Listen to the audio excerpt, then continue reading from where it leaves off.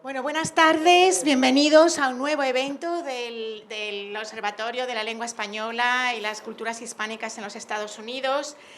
Quiero dar la bienvenida a todos los asistentes que nos acompañan hoy presencialmente aquí en este centro de investigación del Instituto Cervantes en Harvard University. Y también quiero saludar muy calurosamente a las numerosísimas personas que nos están siguiendo hoy por Zoom en este segundo evento híbrido que estamos celebrando en el observatorio. Y quiero dar la bienvenida y las gracias más efusivas a nuestro invitado de hoy, el doctor Jesús Fernández González, que ha tenido no solo la gentileza de aceptar nuestra invitación, sino la flexibilidad y la paciencia en cuanto a la fecha y el formato del evento debido a la incertidumbre provocada por la pandemia. Y además ha tenido la audacia y el acierto de elegir para su conferencia un tema tan complejo como fascinante, en mi opinión.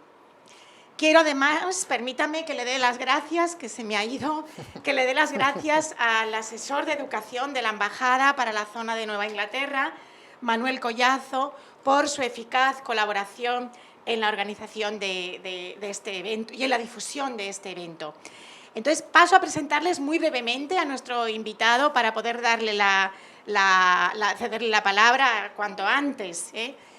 Jesús Fernández González es actualmente consejero de Educación en la Embajada de España en Estados Unidos y Canadá, y su trayectoria profesional ha estado ligada a la enseñanza del español como lengua extranjera desde distintos ámbitos. Así, por ejemplo, como docente ha compatibilizado su puesto de profesor de lingüística en la Universidad de Salamanca con la enseñanza del español como lengua extranjera o como segunda lengua en programas de diferentes universidades norteamericanas, así como en diferentes másteres de formación de profesores.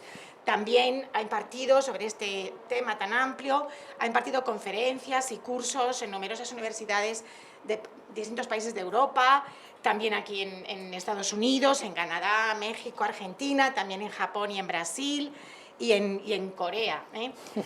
Como investigador, una de las principales líneas de trabajo de Jesús Fernández es la influencia de la lengua materna en el proceso de adquisición de lenguas. Es autor de numerosas publicaciones y destacan, por ejemplo, trabajos en el campo de la lingüística aplicada de un corte más teórico. Cito, por ejemplo, libros como El análisis contrastivo o Issues in Second Language Acquisition, y luego también otros de corte más práctico, más de orientación más didáctica, como por ejemplo destinados, por supuesto, a la enseñanza del español como lengua extranjera, con temas como la enseñanza de la pronunciación, con un enfoque contrastivo, o el tema de la naturalidad, que también es muy complejo. Y citaré, por ejemplo, manuales como Aprender el español jugando, o Ahora sí, o Fonética básica del español para hispanohablantes, o un manual que creo que les interesará a muchos de los que nos están viendo hoy, que es un manual para la formación de profesores, no para los alumnos directamente, sino para la formación de los profesores de español, del que él es coautor y se titula Fundamentos para la enseñanza del español como L2. Finalmente, como gestor, ha ocupado varios puestos importantes, tanto en su universidad, la Universidad de Salamanca, donde fue director de los cursos internacionales durante unos años y luego, más recientemente, director del Centro Internacional del Español, y también ha ocupado puestos importantes en la misión diplomática española, habiendo sido agregado de educación en Nueva York, luego consejero de educación en Reino Unido y en Irlanda, y ahora, como les decía al principio, consejero de educación también, pero para Estados Unidos y Canadá. Así que les dejo con un gran experto en adquisición de lenguas extranjeras también. Muchísimas gracias, Jesús. Gracias, Marta. Un placer, estamos deseando escucharte. Muchísimas gracias, Marta. Si pudiera quitar esta pantallita de aquí. Ahora, perfecto, gracias. Bueno, pues, en primer lugar, la mala noticia, Tom Cruise no va a venir a la charla. Quiero empezar dando las gracias adelante, a Marta Mateo, a la directora del observatorio, por su amabilísima invitación. Es verdad que teníamos intención de haber hecho esta charla antes, pero bueno, el COVID la ha retrasado como tantas otras cosas. Quiero dar las gracias a los que no veo. Sí. Él no está compartiendo pantalla, perdón. Voy a Ah. compartir la pantalla rápido. Bueno, perdón, es nuestro segundo evento híbrido, entonces todavía estamos ajustando. Que sería de nosotros y nosotros. Ya. Ahora. Ahora sí. Vale, pues nada, gracias. Nada, no pasa nada. Decía que quería dar las gracias a los que no veo, es decir, a todos los participantes que a través de la cámara, de la plataforma Zoom me están viendo. Algunos son compañeros. Perdón.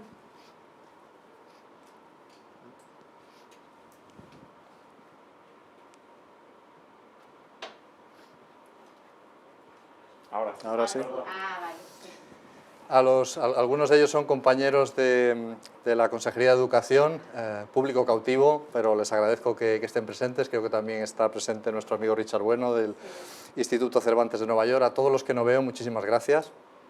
Gracias también, Manuel, por llevarme a Matacaballo por Boston con una agenda muy apretada y, por supuesto, en último lugar, pero no por ello menos importante, a vosotros que estáis aquí en directo escuchando estas palabras. La verdad es que me alegra mucho poder hacerlo de esta manera híbrida, es decir, poder llegar a las personas que están detrás de esa cámara, pero me alegra también que haya gente aquí. Quizá con tanto Zoom al final hemos acabado virtualizándonos tanto, bidimensionalizándonos tanto, que hemos perdido el contacto con los seres humanos. Entonces, el tener esta audiencia aquí me alegra mucho. Y sin más preámbulo, pues vamos a empezar con la charla. La idea es, bueno, que dure una hora o quizá algo menos, pero en cualquier momento, si tienen alguna pregunta, los que están aquí presentes, los de Zoom quizás sea un poco más difícil, no tengan problema en levantar la mano y contestarla. Es más emocionante e interesante tener un diálogo a veces que escuchar. Y luego tendremos un coloquio para los que no... Y también para los de Zoom. Exactamente, para los que no están aquí presentes. Muy bien.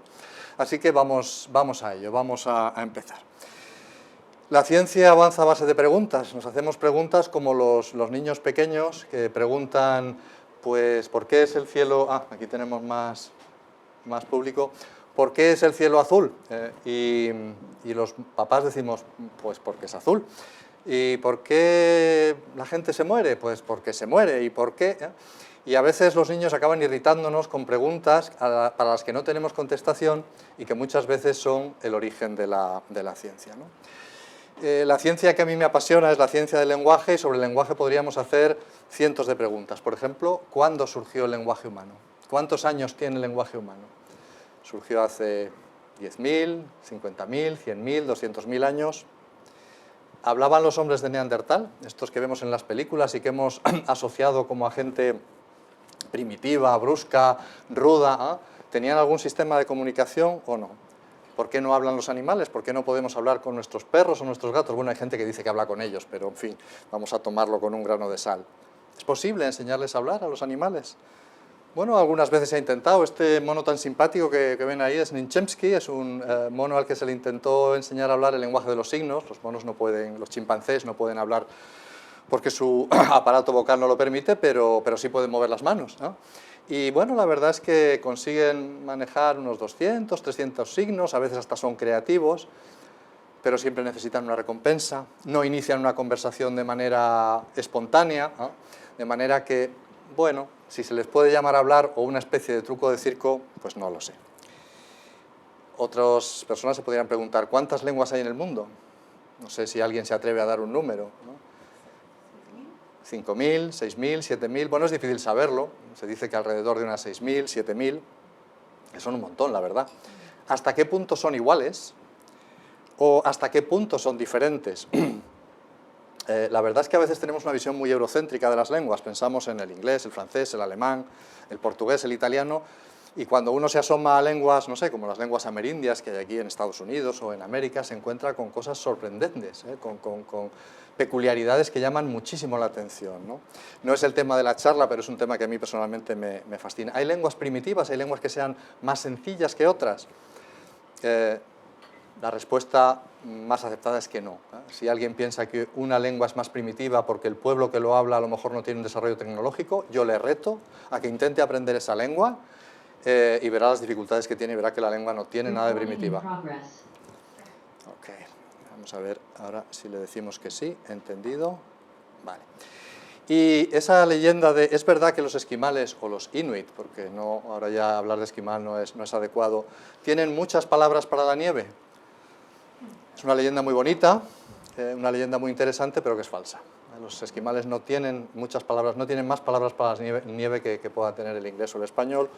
O si alguien, por ejemplo, dijera, ¿cuántas palabras tiene el español para agua? Bueno, el español tiene muchísimas palabras para agua. Lago, río, charco, carámbano, ¿no? De manera que todo depende cómo lo veamos, ¿no? Hay lenguas que parecen exóticas y en realidad no lo son tanto, y lenguas que no lo parecen tanto y que sí que lo son. Otras miles de preguntas. ¿Cuántas palabras tiene una lengua? ¿Cuántas palabras hay en español? ¿Medio millón, 1 millón, 2 millones? ¿Cuántas palabras saben ustedes, los hablantes nativos, cuántas palabras tienen metidas en su cabeza, en su lexicón mental? No sé si alguna vez se han hecho la pregunta, ¿no? Volveremos a ello más adelante.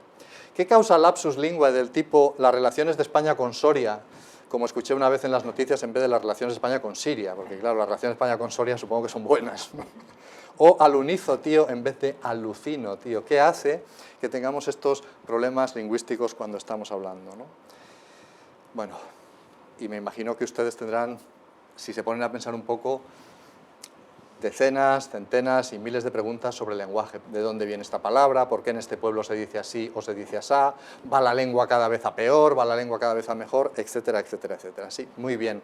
Pero para mí la pregunta más fascinante de todas las que hay en el mundo del lenguaje es cómo adquieren los niños su lengua o lenguas maternas, en el caso de que sean bilingües, o los que no son ya tan niños, o sea, los adultos, ¿no? Y mejor que yo, como casi todo en lenguaje, lo expresan los poetas, y así lo expresaba Nicolás Fernández de Moratín, que era el padre de Leandro, el autor de teatro que tuvo más fama que su padre. Aquí el hijo fue más famoso que el padre, que dice: asombróse un portugués de ver que en su tierna infancia todos los niños en Francia supieran hablar francés. Arte diabólica es, dijo torciendo el mostacho, que para hablar el gabacho un fidalgo en Portugal llega a viejo y lo habla mal, y aquí lo parla un muchacho. O dicho, como decía Voltaire, en prosa, que es lo que hablamos más frecuentemente, ¿cómo es posible que un chaval de 3, 4 años, mi nieta que tiene 1 y medio, sea capaz de manejar una lengua que no es una lengua, es una venganza, como el alemán, una lengua tan difícil, sin ninguna dificultad, y yo, que tengo un doctorado, que, en fin, tengo unos estudios, me cueste tanto aprender esa lengua o esa venganza que es el alemán, ¿no? La verdad es que la adquisición de la lengua materna tiene lugar en un periodo en el que las capacidades cognitivas de resolución de problema no están desarrolladas. Pídanle a un niño de 3 años que se ate los zapatos y tendrá muchos problemas. Y sin embargo, un niño alemán de 3 años clava los casos, una cosa que a mí me lleva costando 50. En situaciones diferentes, pero en general con un input humano, es decir, la televisión o tal, hay gente que dice, no, yo he aprendido inglés con los vídeos.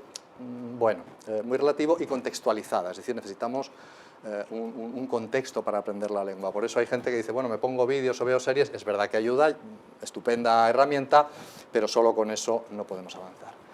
Y la adquisición de L2, sin embargo, tiene lugar en una edad en general en la que las capacidades cognitivas están desarrolladas. Yo creo que todos ustedes son capaces de atarse los zapatos, de resolver puzzles, de encontrar su camino en Boston, más o menos, aunque quizá ahora con el GPS estamos perdiendo esas habilidades.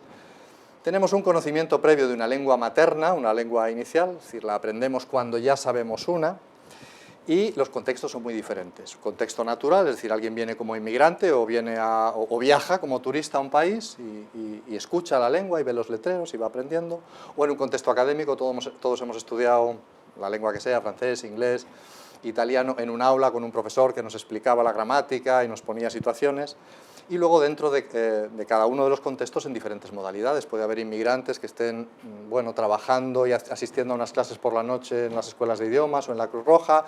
Puede haber diplomáticos que tengan un profesor particular que de uno en uno les dé clase. Las situaciones son muy diferentes, muy variadas, ¿no?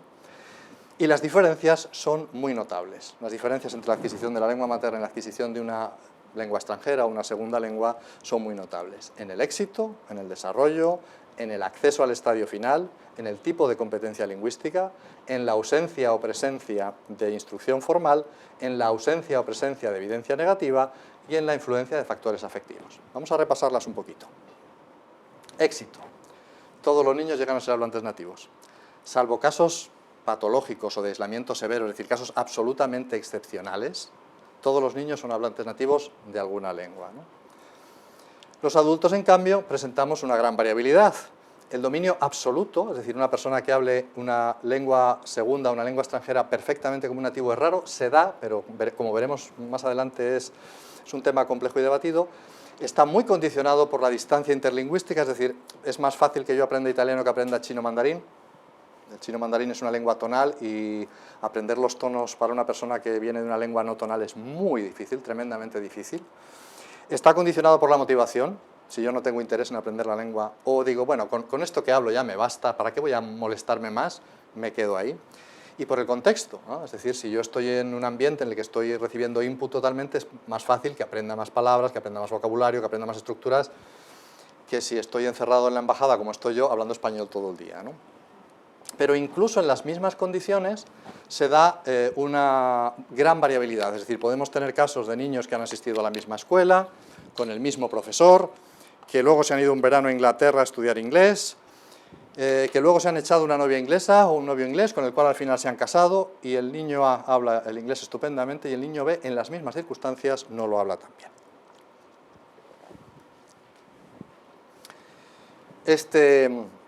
Esta diapositiva que vemos aquí es un ejemplo de lo que es la adquisición del español como segunda lengua. A mí no gusto subjuntivo y no me extraña, porque el subjuntivo y el sistema verbal del español es una verdadera tortura para los aprendices de español.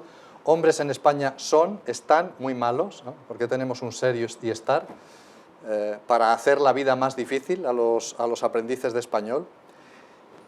Como he conseguido más viejo, me di cuenta de la realidad. Conseguido más viejo no es más que una traducción del inglés, ¿no? Una interferencia de la lengua materna. Y esta preciosa historia de amor en español, lengua extranjera, ella lo quería y lo capturó, que parece que fue con un cazamariposas, y lo enganchó allí. Ella obtuvo su nombre y su número, ahora están citando, ¿no? O sea que parece que la cosa va bien entre estos dos. Por lo menos en términos amorosos, en términos lingüísticos hay un poquito que trabajar todavía, ¿no? Bueno, y para los que sean aficionados al Madrid, se alegrarán de ver a Luka Modric, magnífico centrocampista, aunque yo tengo el defecto de ser del Barcelona, pero con un castellano, en fin. Pero claro, ausencia de Cristiano, es un jugador club lo que intentaba que cuando se fue Cristiano, por ejemplo, partido en la Copa contra Barcelona. Si alguien lo puede traducir. Supongo que Cristiano no jugaba y que eso era malo, ¿no? O el muy recordado Michael Robinson, que hablaba un español magnífico, fino, con un vocabulario estupendo, con unas expresiones maravillosas, pero que el subjuntivo se le resistió hasta el final de sus días. Es posible que ella no habría querido comentarlo a nadie. Es como si había un tabú, ¿no? Es decir, él, insisto, era narrador de televisión deportiva y hacía unas narraciones fantásticas y unos documentales deportivos fantásticos, pero bueno, tenía ese problema, ¿no? En segundo lugar, el desarrollo. Con independencia de los niños, niñas o lenguas, todos siguen un patrón común. Empiezan al año con su fase de una palabrita, mamá, papá, agua, pronunciado un poco más a la infantil. En torno a los 18 meses, hacia los 2 años, empiezan con las 2 palabras, lego mío, el sentido de la posesión y de la propiedad privada es importante en los niños, mamá tonta, Pepito caca. Un poquito más adelante empiezan en esta fase que se denomina telegráfica, es decir, que no aparecen artículos, no aparecen preposiciones, las palabras chiquititas no aparecen mucho, pero se comunican bastante bien y a partir de ahí van como una bala, como una bala. Es fascinante. Los padres a veces no nos damos cuenta, porque uno cuando tiene hijos está tan ocupado con cuidarlos que no se fija en el desarrollo lingüístico, ¿no? Pero si uno hiciera el experimento de grabarlos cada 15 días cada mes, vería que son como cohetes, ¿no? Es decir, de un mes a otro progresan de una manera absolutamente fascinante. Es verdad que a veces, pobrecitos, cometen errores, ¿no? Andrea, adulto, ¿qué te pasa, Andrea? A veces mi madre me pone positorios. ¿Supositorios? No, mi positorio. Supositorio. Y ya la niña, Andrea, se desespera, ¿no? Pero vamos a ver, ¿de quién es el positorio, no? Hay veces que les corregimos, pensamos que debemos darle un poquito de instrucción y nos ponemos pesaditos, y dice la niña, la profe sostenió el conejito y nosotros lo acariciamos. ¿Has dicho que la profe sostuvo al conejito? Sí, ¿qué ha dicho que hizo? Lo sostenió y lo acariciamos. ¿Y lo sostuvo con fuerza? No, lo sostenió suavemente. O sea, da igual que le digas sostuvo 38 veces, que la verdad es que la niña es lógica, tiene su gramática. Ha dicho, esta es la regla por la que nosotros conjugamos los verbos en español, y la aplica sistemáticamente. Hay padres que se ponen muy nerviosos. Como consejo, hay que dejar a los niños en paz, ¿eh? Yo no digo sostenió, o sea, ya he superado la fase de sostenió, todos la superan, ¿no? Y algunos no la superan nunca, ¿no? Bien, el desarrollo de las lenguas extranjeras, de las segundas lenguas, es muy variable en función de individuos, de la distancia interlingüística, como decía. Es verdad que hay una serie de pasos. El primer paso es el silencio. Cuando uno entra en una clase de ruso, no entiende nada, pues te callas y escuchas y sufres. Luego empiezas a entender y dices algunas palabritas y ya te pones muy contento. Ah, ya sé decir das vidania, adiós, ya sé decir dabai, venga, ya sé decir da, sí, niet, no, y uno se siente el rey del ruso, ¿no? Y luego poquito a poquito uno va progresando, avanzando, unas frases más sencillas, etcétera, etcétera. O como ha explicado el lingüista de Oregón, Talmy Gibbon, pasamos de la pragmática a la gramática. Primero nos comunicamos como podemos, soltamos las palabras, el caso es soltar palabras, ¿no? Yo llego a Rusia y digo, da, boda, da. O sea, agua sí, y no sé decir más. Y poco a poco, ¿no?, lo voy incrementando y aprendo la construcción de la frase en ruso, ¿no? Al principio hablamos con oraciones sueltas, aprendemos después a subordinarlas. Al principio hablamos despacio, luego vamos progresando en velocidad. Al principio tenemos una proporción similar de nombres y verbos, luego hay más nombres que verbos, vamos aprendiendo más nombres que verbos. La morfología flexiva, ese es el gran caballo de batalla, lo más difícil. La morfología flexiva es criminal, ¿eh? Si aprenden una lengua con casos, verán lo difícil que es acertar los casos. Si aprenden ruso, o alemán, o cualquier lengua eslava, verán que lo que estudiábamos en latín, denominativo, acusativo, dativo, es muy difícil para un aprendiz de segunda lengua, como lo es para un aprendiz de español conjugar los verbos. Para mí es sencillísimo conjugar los verbos en español, no tengo ningún problema.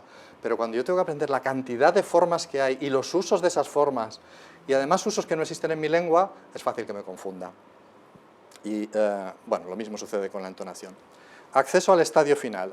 En el E1, insisto, salvo casos patológicos, todos los niños llegan a ser hablantes nativos. Todo el mundo es, en general, hablante nativo de al menos una lengua, y los que tienen la fortuna de ser bilingües o trilingües, demás.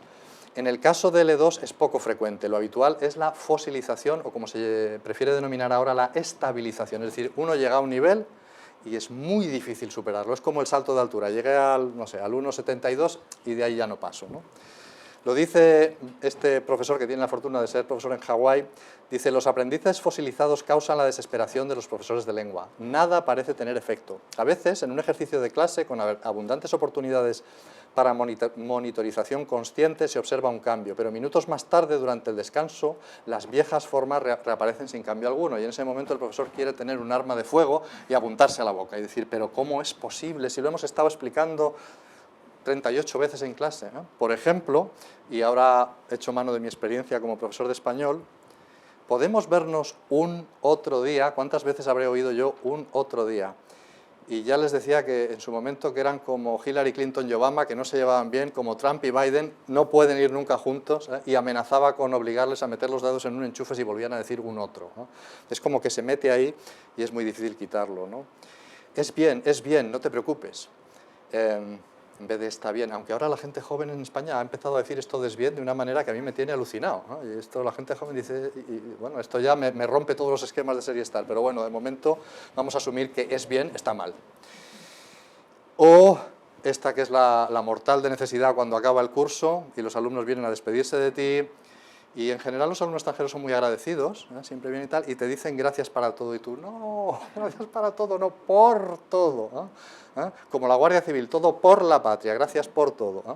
Bueno, son algunos ejemplos de esa fosilización o estabilización, es decir, me quedo en un nivel y me cuesta mucho. Y a veces da igual que estés viviendo en el país, que estés casado con un aborigen, por así decirlo, que trabajes en un medio en el que todo el mundo hable esa lengua, da igual, te has quedado ahí y resulta muy difícil subir el listón un poquito y saltar por encima.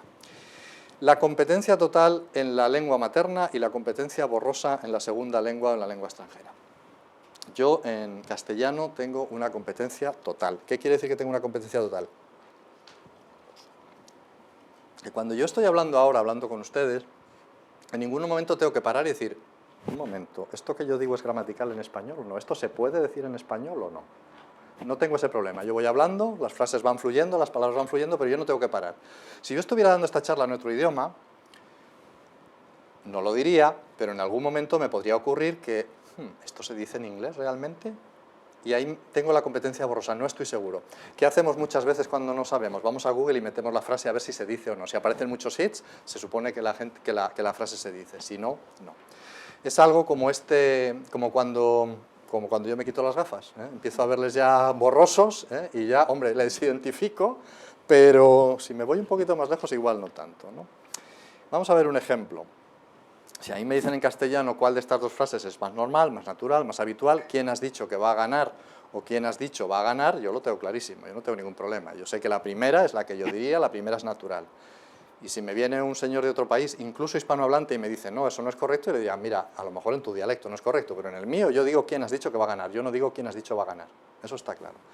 Pero si yo lo cambio al inglés, las cosas cambian, ¿no? Who do you gonna say is gonna win? O who do you say is gonna win? La segunda es la correcta, la primera no es gramatical. Pero a menos que uno esté muy formado en inglés, le podría entrar la duda. Se dice como en español, no se dice pinto pinto, lagarto pinto, que vende no lo sé, ¿no? Entonces, esa sensación de competencia borrosa no abandona al aprendiz de una lengua extranjera por muy alto que sea el dominio que tenga de la misma, ¿no? Se ve, por ejemplo, cuando los estudiantes extranjeros te dicen, a ver, ¿por qué un español o un inglés o un alemán puede ser feliz y estar feliz, pero solo puede estar contento y no ser contento? ¿Qué diferencia hay entre contento y feliz que hace que no pueda ir con ser? Y entonces el profesor de español en lengua extranjera mira hacia arriba, a ver si aparece el Espíritu Santo en forma de paloma y le da alguna explicación de por qué no puede ir contento con ser, ¿no? O, bueno, este es el mismo ejemplo. En el aprendizaje de la lengua materna no hay instrucción formal. Esta situación no creo que se haya dado nunca, que un padre coja al niño, la niña que tenemos ahí, le diga, muy bien, vamos a repasar ahora las diferencias entre el imperfecto y el indefinido. En primer lugar, porque el 99,9% de los padres no sabría, españoles o hispanohablantes, no sabría explicar las diferencias entre el imperfecto y el indefinido. En segundo lugar, porque no iba a funcionar, no tiene ningún sentido. Los niños aprenden de otra manera, mientras que los aprendices de lenguas extranjeras sí que están sometidos a instrucción académica y los estudios nos demuestran que es bueno, que no es malo. Esto que se decía antes de no, gramática no, todo comunicación, bueno. La gramática ayuda sobre todo porque te hace ver cosas que si no, no verías. Es como cuando uno va caminando por Boston y dice, no, fíjate en este edificio que parece una Polaroid, o fíjate en este edificio que tal. Si no te lo dicen, no lo ves. Con la gramática pasa lo mismo, a veces te tienen que llamar la atención sobre cosas de las que el hablante no se da cuenta, ¿no? En la enseñanza de lengua materna no hay evidencia negativa. A ningún niño se le dice, a ver, chavalín, si tenga dinero me compraré un móvil nuevo. Eso es incorrecto, tienes que decir, si tengo dinero me compraré un móvil nuevo. Los niños no escuchan nunca, tenga dinero, pero eso no garantiza que sea incorrecto. Hay muchas cosas que los niños no escuchan y sin embargo son correctas, ¿no? Los niños no escuchan habida cuenta de que y habida cuenta de que es correcto en castellano, ¿no? Sin embargo, en las clases de español están llenas de pizarras en las que el profesor pone el presente de subjuntivo no va nunca con sí. Sí y el presente subjuntivo son como un otro, como el agua y el aceite, como Biden y Trump, como Feijóo y Sánchez, ¿no? No se pueden ver. Necesito un otro abrigo, lo tachamos, no quiero que él va a el cárcel, ¿eh? Y tachamos el cárcel, ¿no? La cárcel, aparte de ser un horror, es femenino, aunque no acabe en A, y en este caso el verbo, la negación induce el subjuntivo, ¿no? En la lengua materna no hay influencia de factores afectivos ni de personalidad. Da igual que seas introvertido que extrovertido. Da igual que seas el primer hijo, el segundo hijo, el tercer hijo, el cuarto hijo. Yo no puedo identificar qué lugar en la familia hacen ustedes por la manera en la que hablan español. Y lo que suele suceder con los hijos es que al primero le prestamos mucha atención, al segundo ya menos, al tercero nada y el cuarto no sabemos ni que no está en casa, ¿no? Ha desaparecido, ¿no? Eso da igual, ¿no? Incluso niños que desgraciadamente, el otro día veía un caso en un vídeo de YouTube de gemelos idénticos que habían sido separados en el nacimiento. Uno había ido a vivir a una familia maravillosa, estupenda, fenomenal, y el otro había ido a un orfanato. ¿Creen ustedes que había alguna diferencia entre el inglés que hablaban? Ninguna. A lo mejor no podrían, aparte de que no había diferencia en nada, es fantástico, porque iban el mismo corte de pelo, vestidos igual, o sea, es como si, aunque no se vean, son como lo del entanglement que hay en física, ¿no? Que están lejos, pero son iguales, ¿no? Por tanto, ser introvertido o extrovertido en la lengua materna da igual. En la lengua extranjera, a ver, no hay ventajas para unos y para otros, pero es verdad que los extrovertidos buscan más oportunidades de practicar y a los introvertidos nos cuesta más. Es verdad que los introvertidos no queremos cometer errores y somos más cautos, y los extrovertidos igual no les importa tanto cometer errores y se lanzan, ¿no? La ansiedad y la seguridad en sí mismo no afecta al dominio. Puede afectar a hablar en público, pero eso es otra cosa, ¿no? Pero no al dominio de la lengua, ¿no? La ansiedad o la seguridad en una misma que se pueda tener, pues no influye en la primera lengua, pero sí influye en la lengua extranjera. Cuando uno está nervioso, se nota que habla peor, ¿no? Por eso ese consejito que nos daban para los exámenes orales en idiomas, de tomarse una copita, al que volveremos luego. Motivación o apatía. La motivación o la apatía no influyen en la lengua materna. Todos los niños tienen motivación, es que lo van a aprender, como vamos a ver, sin remedio. Tienen que aprender su lengua o lenguas maternas. Si yo no estoy motivado en aprender un idioma, no lo voy a aprender jamás. Espero que ese reloj no vaya bien, porque entonces... Ah, no hemos empezado a media, perdón, sí, media, vale. Bueno, esto es una panorámica, un resumen. ¿Y a qué se debe esta diferencia? La pregunta es, ¿por qué pasa esto? Pues, bueno, realmente sabemos poco, tenemos algunas hipótesis, pero es difícil determinarlo. Blake Broman, al que vuelvo aquí, hace unos 20 años, decía que, bueno, que los niños nacen con una gramática universal, es decir, con una equipación genética para adquirir lenguas, y además utilizan procedimientos específicos para adquirir el lenguaje, no utilizan la inteligencia general. Los adultos estamos condicionados por la lengua materna, que nos hace ver el mundo en términos, más que el mundo, la gramática en términos de lengua materna, y lo hacemos con la capacidad general de resolución de problemas, es decir, la misma capacidad que yo utilizaría para resolver un puzzle o para, si me pierdo en Boston, encontrar dónde está mi hotel, o para, si tengo una avería en el coche, resolverlo, ¿no? Y claro, esto es como abrir una puerta con una ganzúa o abrirla con una llave. Yo con la ganzúa puedo abrir la puerta, pero hago un destrozo en la cerradura, igual hasta me cuesta y me tiro allí 2 horas abriendo la puerta. El niño tiene la llave. Es muy sencillo con la llave girarla y entrar ahí. Es decir, el niño está programado genéticamente para la adquisición y el adulto está utilizando recursos generales de su inteligencia. Esa fue su primera hipótesis, ¿no? Más adelante, en las mismas circunstancias, los niños tienen éxito absoluto y los sistemas de todos los que somos hablantes nativos son más o menos parecidos, mientras que en la lengua extranjera el éxito es variable y los sistemas son diferentes, lo achacó a que los mecanismos neurológicos que utilizamos en la lengua materna son más profundos, dice él, que los que utilizamos en la lengua extranjera. Por poner una analogía, el procesador de textos Word sirve para escribir y el entorno Excel sirve para hacer tablas de números, contabilidades y demás, ¿no? Yo puedo hacer contabilidad con el Word, me hago una tablita, voy metiendo numeritos y voy sumando, pero eso no es tan eficaz ni está tan programado específicamente como el Excel para hacer las cosas, porque en Excel el diseño del programa, el diseño del software es para hacer contabilidad o tablas o lo que sea. Es decir, está diseñado por los ingenieros informáticos para ese proceso específico. A partir de ahí viene la denominada hipótesis del periodo crítico. ¿Existe un periodo crítico para adquirir la lengua materna? Es decir, o la aprendemos en una franja determinada de tiempo o luego ya pasado la fecha de caducidad, vamos a decirlo así, se acaba. ¿Existe un periodo crítico para la adquisición de la lengua segunda o la lengua extranjera? ¿Cuándo empieza y cuándo acaba? ¿Y por qué? Porque hay un periodo crítico, ¿no? Bueno, los periodos críticos o los argumentos a favor del periodo crítico son muchos, ¿no? Se ha visto, por ejemplo, que niños sordos cuyo primer contacto con las lenguas es a partir de los 6 años tienen dificultades para aprender la lengua. También en los niños a los que se les ponen implantes cocleares después de los 2 años, ¿no? Eso les cuesta más, no es que no lo consigan, pero es más difícil. El argumento 1000 veces repetido de los niños salvajes, que no son los niños que destrozan la casa, sino los niños que han estado privados de contacto humano durante un determinado tiempo, y hay un ejemplo bastante recurrente que es el de los niños sordomudos en Nicaragua, ¿no? Bueno, periodo crítico existe en la naturaleza constantemente. Los patos, una vez que rompen el huevo, en un periodo crítico determinado de horas, siguen cualquier cosa que se mueva. Mamá pata o el robot Rumba este que va aspirando por la casa si se lo ponemos, ¿no? El que tenga gatos no debería ver esto, ¿no? Porque con los gatos se han hecho experimentos en los que se les cosen los ojitos para que no vean durante un determinado periodo de tiempo, y si haces eso, el gato nunca va. Durante ese periodo crítico, después los gatos no ven bien. El experimento es tremendamente cruel, pero demuestra que el periodo crítico en la visión también existe, ¿no?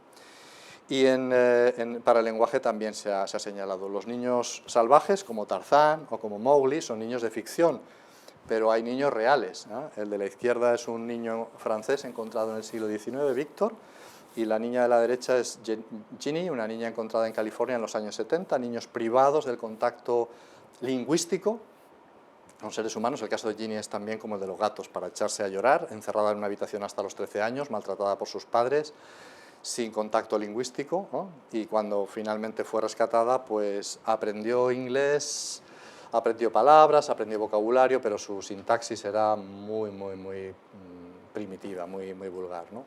Y el caso de los niños sordomudos en Nicaragua es también muy interesante, porque estos niños que vivían en familias que no tenían acceso a escuelas de sordomudos, pues no podían comunicarse más allá de lo que yo podría comunicarme en Rusia si no supiera ruso, con las manos, haciendo gestos icónicos, intentando hacer algún dibujo quizá, poco más, ¿no? Cuando llegó la revolución sandinista los llevaron a Managua, una escuela de sordomudos, trajeron expertos de la República Democrática, entonces había República Democrática, fracasaron, y sin embargo los niños empezaron a crear sus propios signos de comunicación entre ellos, y lo curioso es que los mayores desarrollaron signos de comunicación menos perfectos que los chiquititos. Los chiquititos, de ese input de signos que iban surgiendo por allí, fueron capaces de crear una lengua de signos, la lengua de signos de Nicaragua, con la cual podían comunicarse perfectamente a gran velocidad, bueno, como hacen los sordomudos de cualquier otra lengua del mundo, ¿no?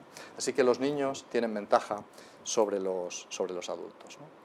¿Existe un periodo crítico para la adquisición de las lenguas extranjeras? Bueno, pues hay muchos estudios que muestran que la edad de llegada, por ejemplo, en el caso de inmigrantes, es muy importante. Es decir, si tú llegas antes de los 7 años, es más fácil que hables como un nativo que si llegas a los 14, aunque bueno, todavía, y según vas progresando hay mayor dificultad.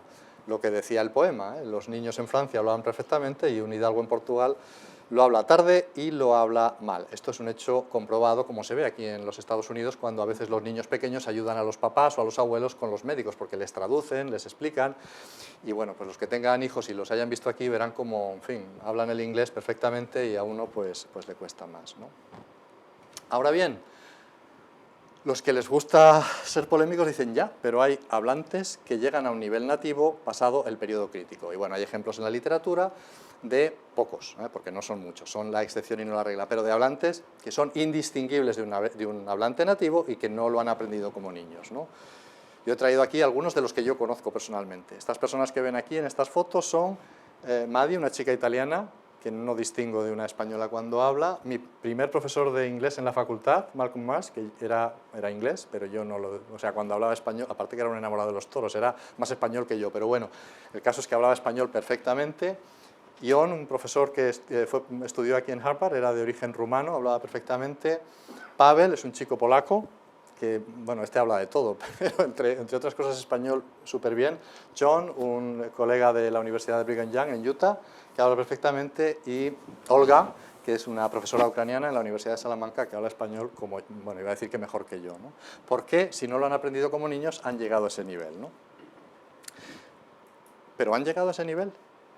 Y algunos investigadores lo dudan, ¿eh? Estos dos investigadores suecos han hecho test muy interesantes que yo quiero replicar sobre si realmente el nivel de un hablante no nativo que parece nativo es igual que el de un hablante nativo. No voy a entrar en todas las pruebas que hacen, pero voy a poner un ejemplo, ¿no? Imagínense que están escuchando la radio y hay interferencias. Entonces se oye mal la radio, pero un hablante nativo es capaz dentro de la interferencia de entender bastante bien. Un hablante no nativo que parece nativo sería tan capaz como un hablante nativo de entender esa grabación. Según estos dos investigadores, no tan bien, ¿eh? No tan bien. No voy a entrar en los detalles ni en los test que han hecho, ¿eh? Y si existe, ¿cuándo empieza y cuándo acaba? Pues cada maestrillo tiene su librillo, cada investigador tiene su hipótesis, ¿no? De Kaiser, que es profesor en Maryland, dice de 12 a 16 para el gramatical, un poco antes para el fónico, Scoville habla de 5 para el fónico, Flegg entre 5 y 7 para el fónico. Como ven, todos se fijan mucho en el fónico, es el más fácil, porque el acento se nota. Long entre 0 y 6, menos probable entre 6 y 12, imposible después de 12. Yo tengo mis dudas, yo he oído gente que después de 12 ha aprendido un idioma después de 12 y el acento es indistinguible, etc. ¿Y por qué? ¿Por qué hay un periodo crítico? ¿Somos como los patitos o como los gatos? Bueno, se han aducido causas biológicas, se han aducido causas sociales, se han aducido causas cognitivas. Sobre las biológicas no hay acuerdo.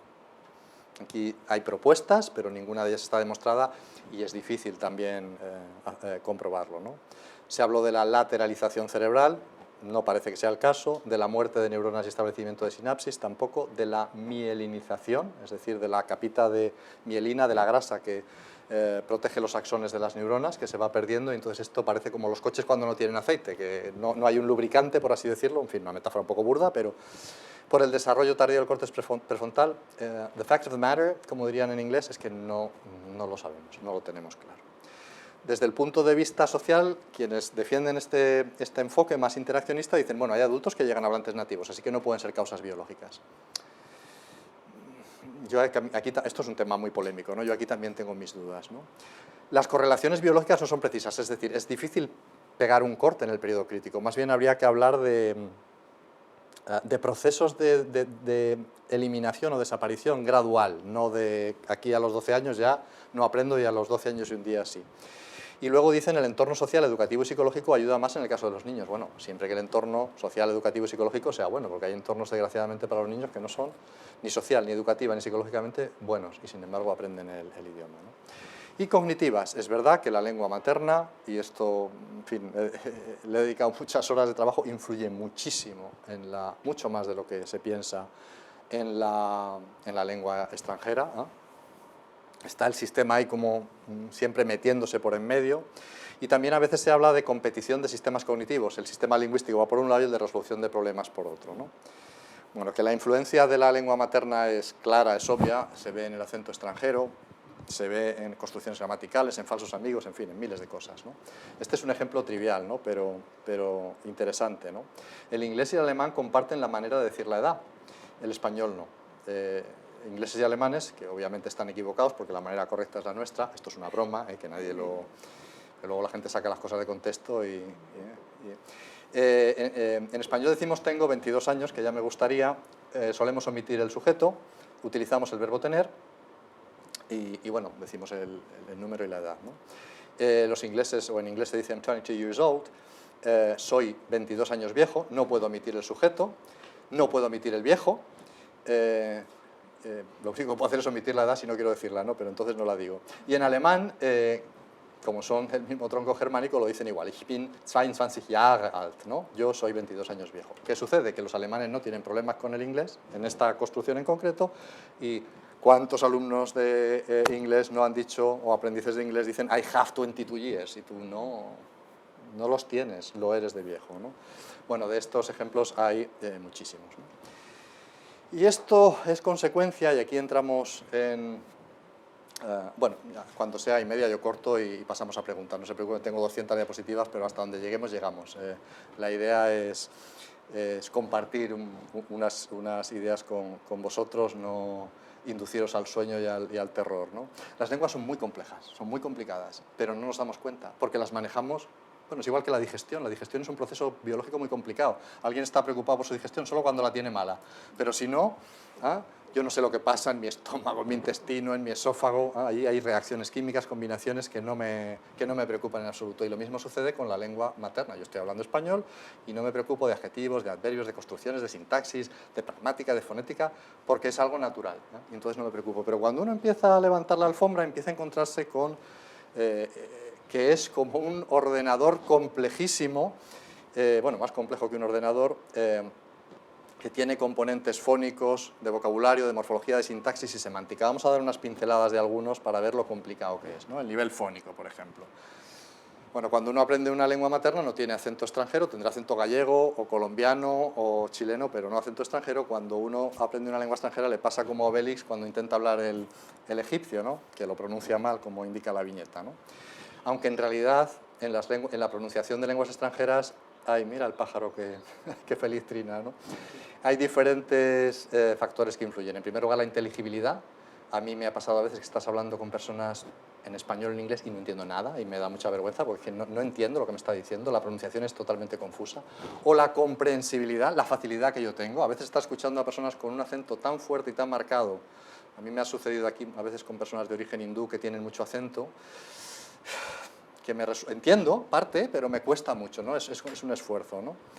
El acento, la diferencia entre el habla nativa y no nativa, y la fluidez, ¿eh? El que sea una persona que habla tan despacio, tan lentamente, que al final esto no es una pronunciación o una elocución normal, ¿no? Y esta pronunciación se articula en un montón de zonas. Por un lado, en lo que llamamos los lingüistas nivel segmental, es decir, los sonidos, las vocales y las consonantes, y por otro lado, el nivel suprasegmental, es decir, el acento, las palabras que van acentuadas, el tono de las palabras, el ritmo y la entonación. Voy a poner solo algunos ejemplos de por qué es tan difícil. Cuando yo estoy hablando ahora, cada segundo de mi conversación supone 1400 órdenes motrices de mi cerebro a los músculos que intervienen en la producción del lenguaje. Son muchas órdenes motrices. Si yo tengo que cambiar mis órdenes motrices a otra lengua, eso es muy complicado. 1400 órdenes motrices son muchas. No está claro cuántos músculos intervienen. Hay quien habla de 35, hay quien habla de 100. Es decir, esto es como tocar el piano. Tiene uno que tener una destreza en el aparato fonador tremenda. Hay gente que dice, no, es que la boca es diferente. No, la boca no es diferente. La boca del alemán y del inglés y del español, las bocas son iguales. Lo que es diferente es cómo se mueve la lengua, cómo adopta diferentes posiciones y cómo mi cerebro la controla. Y ese control es un control muy, muy, muy fino. Y yo estoy hablando a una velocidad, yo suelo hablar rápido, pero bueno, de entre 8 a 10 sonidos por segundo. Y podría hablar mucho más rápido y vosotros podríais entender perfectamente aunque hablase con 20, 40, 60 o 70 sonidos por segundo, ¿no? Claro, cuando tú tienes que cambiar esos hábitos articulatorios que tienes internalizados desde pequeño a otra lengua, es muy difícil, es muy complejo, ¿no? Hay que cambiar las órdenes, hay que cambiar la disposición de los músculos. A ver, esto es como conducir en Inglaterra. Tú estás acostumbrado a conducir por la derecha, que es como hay que conducir, no como hacen ellos. Estás acostumbrado a entrar en las rotondas por la derecha, estás acostumbrado a adelantar por la izquierda, y cuando llegas ahí todo es al revés. Y te tienes que acostumbrar y tener cuidado porque si lo haces mal te estrellas, ¿no? Bueno, pues esto es igual, ¿eh? Hay que cambiar toda una serie de hábitos mucho más complicados que conducir por allí, en Inglaterra. ¿Qué factores influyen en la pronunciación? Pues biológicos, interlingüísticos y psicológicos. Biológicos. Desde chiquititos vamos sintonizando la emisora de nuestro idioma, ¿no? Desde los 6 a los 6-8 meses tenemos la radio, por así decirlo, abierta a la COPE, a la SER, a Onda Cero, pero a los 10-12 meses ya vamos sintonizando. A mí me gusta la COPE, a mí me gusta la SER, a mí me gusta el español. O sea, yo estoy en un ambiente de input español, estoy en un ambiente de input alemán. Y ya voy eliminando todos aquellos contrastes fónicos que mi lengua no tiene. Y me centro desde tan chiquitito en los que tiene mi lengua. Entonces, un niño japonés de 10 y 12 meses ya le es irrelevante distinguir entre R y L, porque no hay ese contraste en japonés, mientras que para un niño español o para un niño inglés sí es relevante, ¿no? Factores interlingüísticos, un ejemplo, en fin, muy conocido y muy apropiado. En español, teóricamente, tenemos 5 vocales, porque hay dialectos que tienen más. Si ustedes se van a Andalucía, verán que tienen más de 5 vocales, ¿eh? Pero bueno, así en general, 5 vocales. ¿Cuántas vocales tiene el inglés? Bueno, depende de afectos, dialectos y demás. Pero, ¿qué es lo que sucede? Que nosotros tenemos nuestro espacio vocálico repartido así y los ingleses lo tienen repartido de la manera que venga a la izquierda. Y entonces, cuando yo aprendo inglés, lo que hago es trasladar mi espacio vocálico, mis hábitos articulatorios, mi sistema de pronunciación al inglés. ¿Y qué es lo que pasa? Que pronunciamos inglés con 5 vocales. No se entienden porque, bueno, el contexto ayuda, las palabras son diferentes, pero no tan evidentemente que somos hispanohablantes, que estamos hablando con 5 vocales, ¿no? El ritmo, no puedo hablar de todo, pero el ritmo, aquí el ejemplo es en portugués, pero es igual para el español, es silábico en español y es acentual en inglés, ¿no? Eso quiere decir, o quería decir hasta hace poco, que los acentos marcaban el ritmo en inglés, aparecían las sílabas a intervalos regulares, y en español las sílabas tenían la misma duración. Y entonces, ¿qué es lo que pasa? Cuando nosotros hispanohablantes hablamos inglés, trasladamos el sistema silábico y decimos I am very happy to be here with you. Toma, sílaba, sílaba, sílaba, sílaba, aparte de otros errores de pronunciación, ¿no? Bueno, en realidad parece que más que eso tiene que ver con el índice de relaciones entre consonantes y vocales. Cuanto más consonantes tiene, más grupos consonánticos tiene una lengua, como es el caso del inglés, del alemán, más tendencia hay a ese ritmo diferente, ritmo acentual que tiene el español. Bueno, estos son dos ejemplos de diferencias en el nivel fónico que hacen que cuando yo aprendo inglés o alemán o ruso o el idioma que sea, me resulte difícil adquirir un acento nativo. Entonces necesito muchísimo entrenamiento, muchísimo esfuerzo, muchísima voluntad, que no tanta gente tiene, para hablar como un inglés o como un americano, ¿no? Bueno. Y les decía que íbamos a volver al tema del alcohol y factores psicológicos. Bueno, cuando uno está nervioso tiende a hacer todo peor.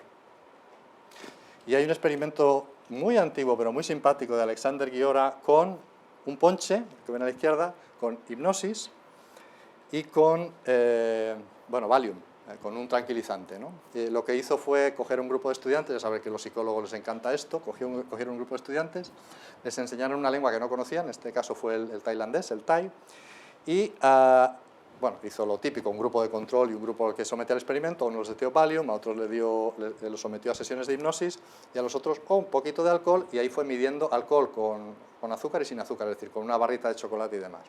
Bueno, por hacer una historia larga corta, el Valium no sirvió para nada, la hipnosis tampoco. La hipnosis no consigue que hagamos lo que no sabemos hacer.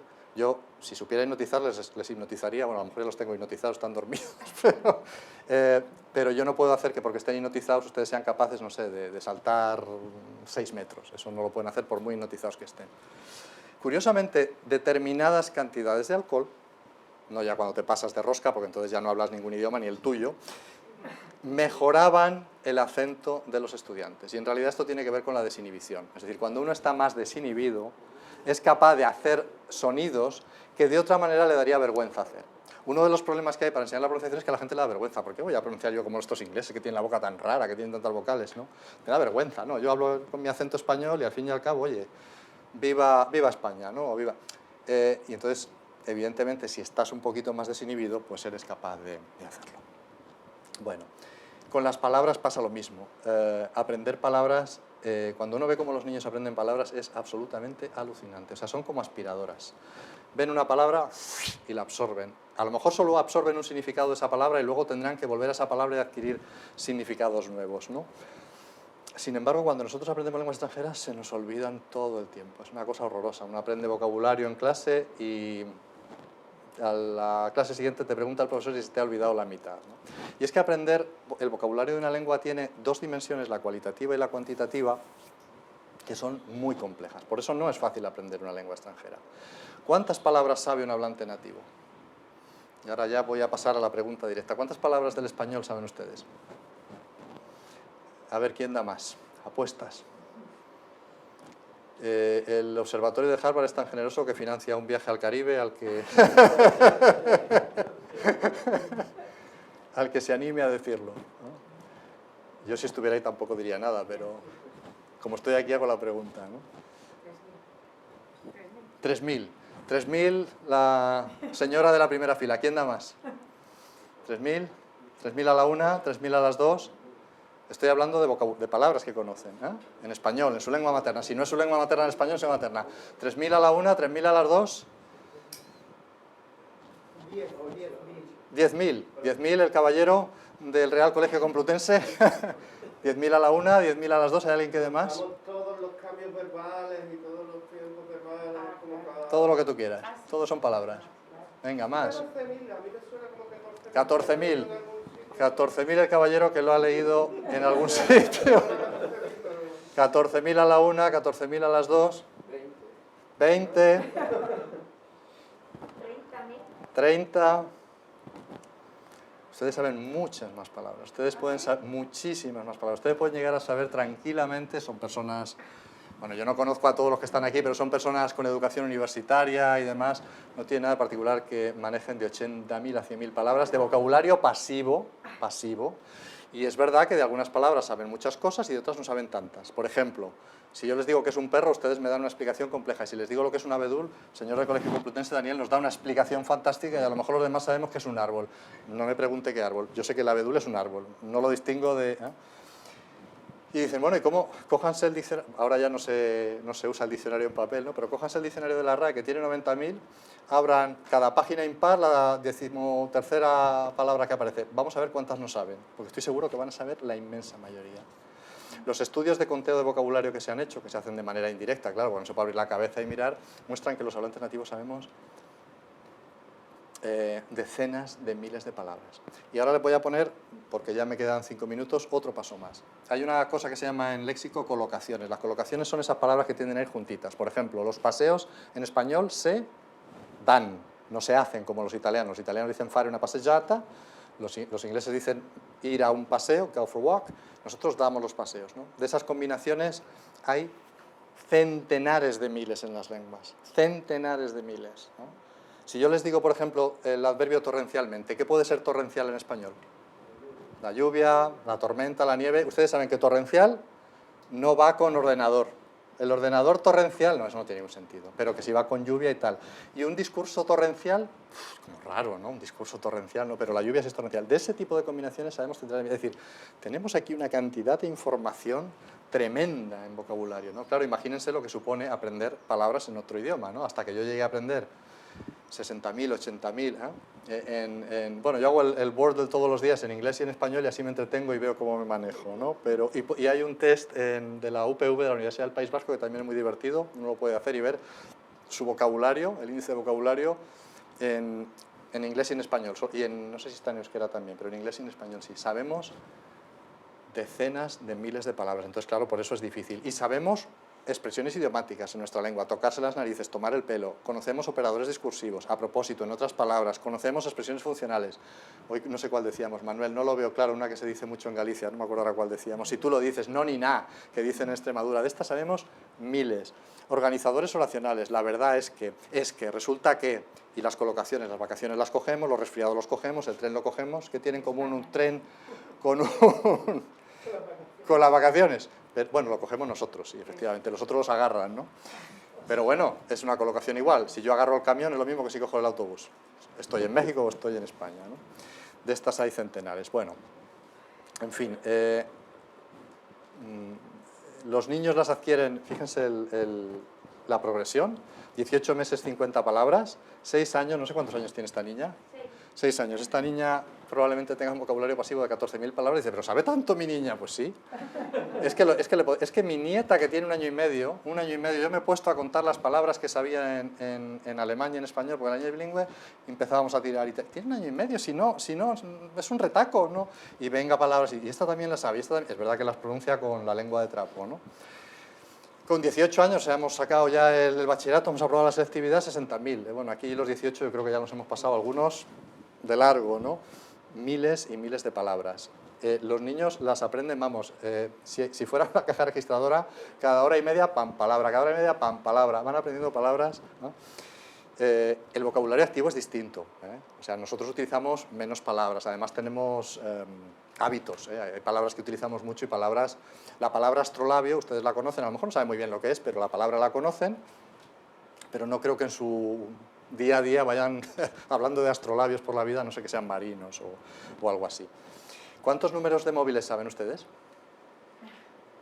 Ahora uno. Yo sé el mío, y solo el mío. Y porque no me bueno, perdón, miento, sé 2, porque tengo un teléfono americano y he tenido que aprender el móvil americano. O sea, aprender palabras, en teoría, es como aprender números de teléfonos móviles, es decir, asociamos una forma a un contenido. Los sonidos perro a un concepto de perro, los sonidos gato al concepto de gato. Lo mismo que 202-714-378, mi teléfono móvil americano. Asocio un número a una persona, el móvil y Jesús. 202 no sé qué, no sé cuántos, el móvil y el de Marta, ¿no? Bueno, o sea, la diferencia de funcionamiento de la memoria en un sentido o en otro, ¿no? Bueno, hay miles de cosas, en fin, tengo aquí centenares de diapositivas, solo voy a poner unas porque son bonitas y me gusta ponerlas siempre en relación con el vocabulario, que es esta de aquí, y es como en las lenguas hay palabras para describir realidades que no existen. Las realidades existen en las otras culturas, pero no existen las palabras, ¿no? Y tengo aquí 5 que son bonitas, interesantes, y con eso voy a cerrar la charla para dejar tiempo al turno de preguntas. Se ha quedado la gramática y la pragmática por ahí fuera, pero me da igual, porque es 1 hora. pero esta sí la comparto. Los alemanes tienen una palabra que no sé por qué los españoles no tenemos, no lo entiendo, no me lo explico, que es la alegría por la desgracia ajena. O sea, la sensación que tienen los del Madrid cuando el Barcelona pierde. La sensación que tienen, a veces cruel, que tenemos los seres humanos, porque somos crueles, cuando alguien se cae ahí, pues de risa, vaya tortazo que se ha pegado. Se ha podido matar, pero nos entra la risa por la desgracia ajena, ¿no? Cuando a este no le han dado el puesto que quería, que se fastidia, bien, bien, bien, así no se lo han dado, ¿no? Ellos tienen Schadenfreude. Nosotros no tenemos la alegría que describe la desgracia ajena, pero no tenemos la palabra... Los franceses tienen otra que me encanta, una expresión idiomática, le prix de l'écalia, que es lo que yo tendría que haber dicho, pero no se me ocurrió en el momento. Tenía que haberle dicho esto, y esto, y esto, pero en ese momento no me quedé en blanco, no supe qué decir. Esto no, es una sensación compartida por las culturas tal. La de Fraser Cafuné, que es muy linda, del brasileño, ¿no? De tranquilizar a alguien acariciándole el cabello, ¿no? Y esta palabra komorebi, del japonés, que es la luz que se filtra en las hojas de los árboles, y da esa sensación. O sea, la realidad existe en español. En España tenemos, bueno, cada vez menos, pero tenemos bosques y la luz se filtra entre ellos, pero no tenemos una palabra para describir eso, ¿no? Y esta, que es la más bonita de todas, Mamilapinatai, de una lengua que ya desgraciadamente no se habla, en la punta de la Tierra del Fuego, que significa mirarse el uno al otro con la esperanza de que uno de los dos inicie algo que los dos quiere hacer, pero ninguno se atreve, ¿no? Una historia de amor que por timidez no se lleva a cabo, ¿no? Es decir, en fin. Bueno, hay en el aprendizaje de lenguas, y bueno, paso así, en fin, tengo diapositivas para aburrir, desde la morfología, la pragmática, pero no hay tiempo para más, sino, eso sí, para preguntas, para las cuestiones que quieran preguntar sobre el aprendizaje de lenguas. Vamos a volver al Mamapila. La dejamos ahí puesto. Lo que pasa es que igual marea un poquito estos mirándose tanto tiempo. Dejamos ahí. Por favor. Bueno.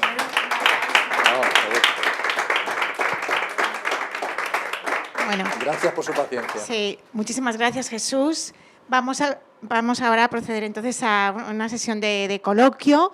Invitamos tanto a ustedes que están aquí presencialmente y también a los que nos siguen por Zoom a que por favor formulen sus preguntas por el chat. A los que están aquí presentes les ruego que por favor utilicen el micrófono porque si no, no nos oyen bien las personas que están detrás de la pantalla y que lo acerquen a la... Gracias. Ha hablado usted de que no sé qué término usado para reflejar que la mayoría de la gente llega a un nivel y se estanca, a un nivel de la segunda lengua y se estanca. ¿Cómo se puede superar eso? Porque así llevo yo desde COU, con mi inglés de COU. Eso se llama, antiguamente se llamaba fosilización, un término que debemos a un lingüista que se llama Selinker, fosilización. Ahora se prefiere el término estabilización. Fosilización se refería a errores que uno comete siempre, ¿no? Pero es muy difícil determinar cuánto tiempo tienes tú ese error y si lo erradicas o no. Lo normal es hablar de estabilización, es decir, yo he llegado a este nivel y como tú muy bien describes, no soy capaz de pasar de eso. Cuando tú aprendes lenguas extranjeras se da un fenómeno interesante, es como el salto de altura. Te pones un listón a esta altura y tú lo saltas olímpicamente. Cuando tú aprendes inglés, ruso, alemán, al principio te sientes el rey del mundo. Puedo decir hola, puedo decir los colores, puedo decir los animales, y crees que sabes mucho. Luego vas subiendo y cada vez, como en el salto de altura, cada centímetro es un mundo, ¿no? Cada poquito es un mundo, ¿no? Bueno, ¿qué se puede hacer para eso? Pues en mi opinión, no hay fórmulas mágicas. No hay aprenda alemán en 30 días y olvídelo en 10 minutos porque no lo va a aprender en 30 días. Aprenda alemán mientras duerme, no funciona, no se aprenden los idiomas mientras se duerme. Lo único que hay es trabajo, esfuerzo y constancia y ayuda a tener un buen profesor, es decir, un buen coach, alguien que te vaya guiando, ¿no? Que te haga un diagnóstico. Por ejemplo, con mis alumnos de máster de lenguas extranjeras, lo que yo les digo es coger a un alumno extranjero, hacerle un análisis y ponerle un tratamiento. Igual que si vas al gimnasio y dices, a ver, yo quiero perder peso, ponerme fuerte y tal, ¿qué hago? Y entonces el preparador te dice, muy bien, te voy a preparar este plan. Entonces, en lenguas extranjeras, yo creo que lo único que funciona sería lo mismo, decir, bueno, primero hago un análisis de tu caso y luego te pongo el remedio. ¿Que te veo problemas en la pronunciación? Vamos a trabajar esto en particular. ¿Qué es la gramática? Tal, ¿qué es el vocabulario? Entonces, dedicar un plan. Sinceramente, esto es como aprender a tocar un instrumento, como ir al gimnasio. Es esfuerzo, motivación y dedicación. Es verdad que el talento influye, pero también es verdad que el esfuerzo a veces supera el talento. Muchas gracias. No sé si hay alguna pregunta.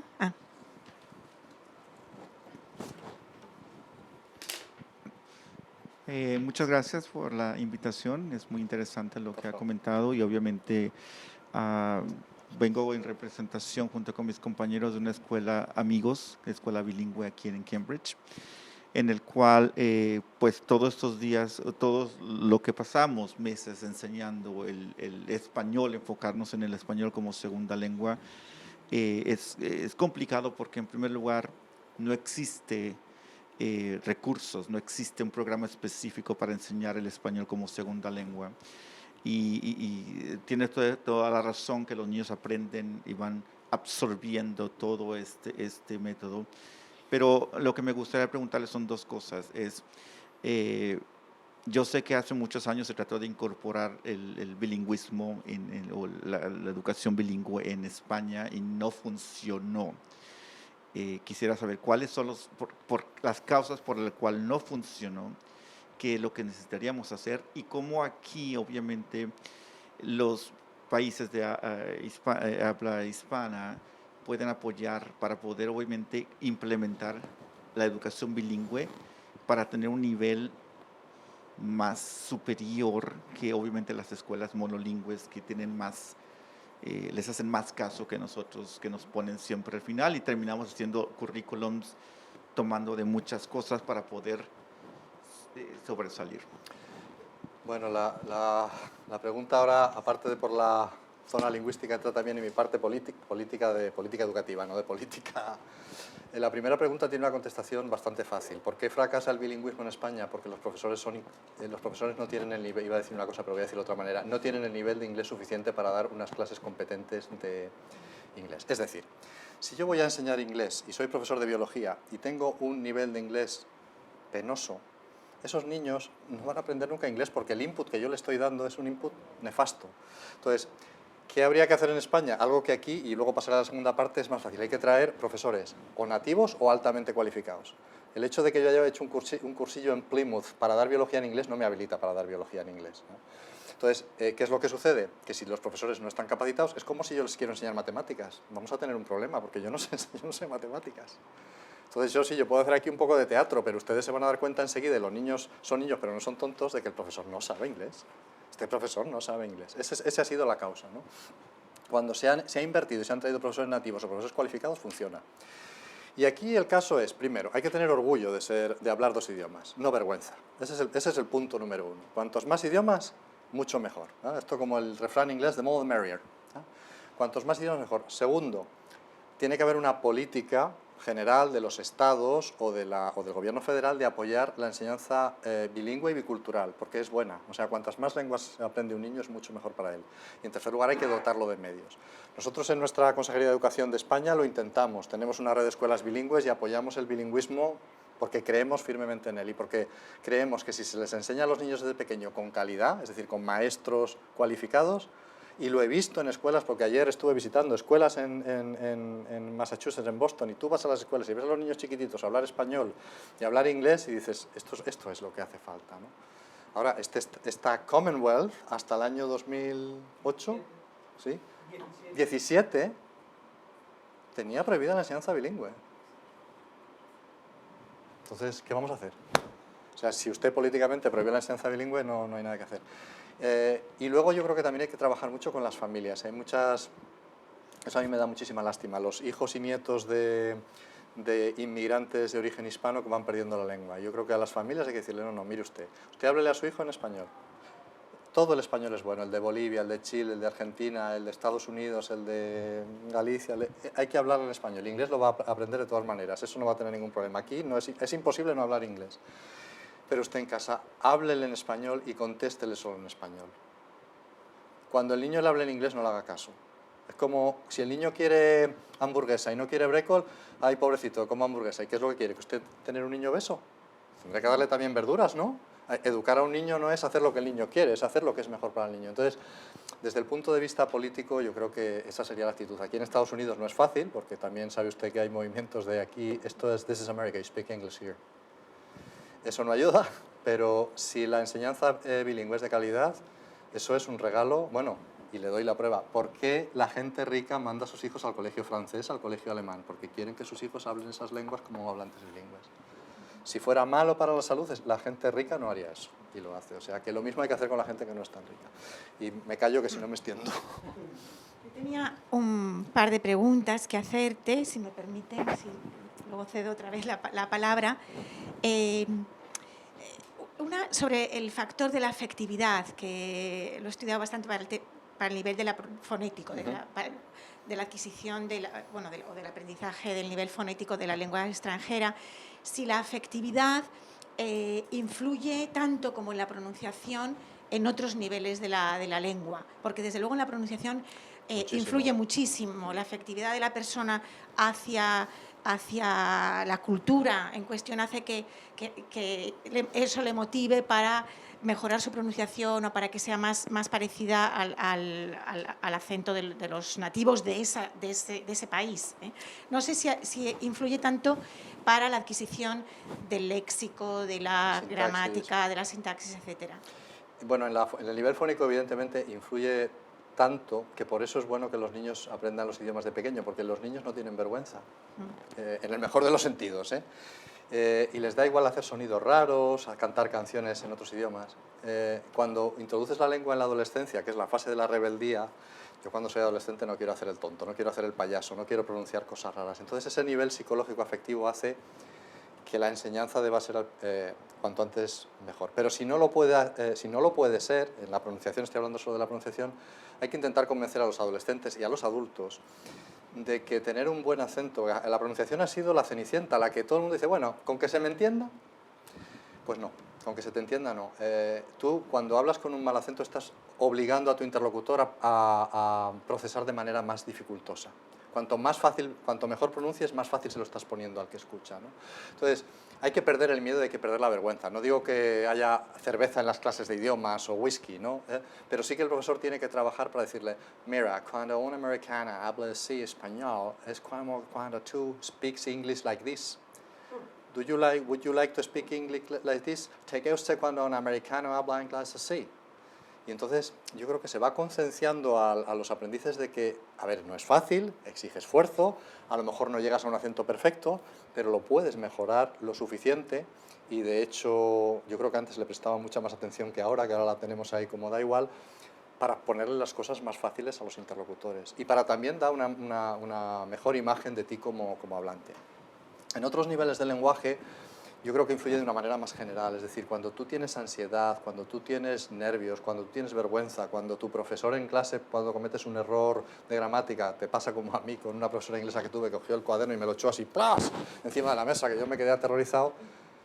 Esa es una manera en la que la gente no... Hombre, puedes aprender por miedo, que también es un sistema, ¿no? Es decir, si saco una pistola aquí, aprendes, pero no creo que sea el sistema.